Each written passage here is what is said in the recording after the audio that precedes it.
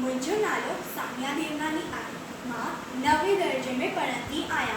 अॼु मां तव्हां सभिनी खे हिकु आखाणी थी ॿुधायां जंहिंजो नालो आहे सची कमाई। हरिद्वार में हिकु ग़रीब पहुची रहंदो हो। उहो गंगा जे घाट ते वेही सॼो ॾींहुं कमु कंदो हो। राति जो पंहिंजी झोपड़ीअ में वञी सुम्हंदो हो।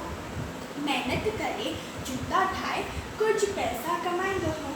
अहिड़ीअ तरह रुखी सुखी रोटी खाईंदो हो।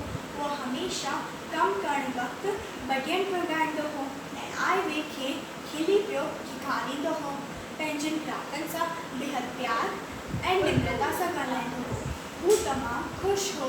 हिकु ॾींहुं हिकु साधू वटसि आयो। साधू पंहिंजी झोलीअ मां हिकु पथर कढी ॾिनसि ऐं चयईंसि, हीउ पारस जो पथर आहे, लोहे खे सोन में बदिलींदो आहे, तूं पाण वटि रख।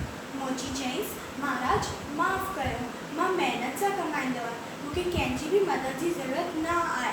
सादे खाधे ऐं सादे झोपड़ीअ मां बिल्कुलु ख़ुशि आहियां ऐं राज़ प्रसन्न आहियां। हिन आखाणीअ मां असांखे हीअ शिक्षा थी मिले कि असांखे लालच कोन हुअणु खपे, असांखे महिनत सां कमाइणु खपे। जय झूलेलाल।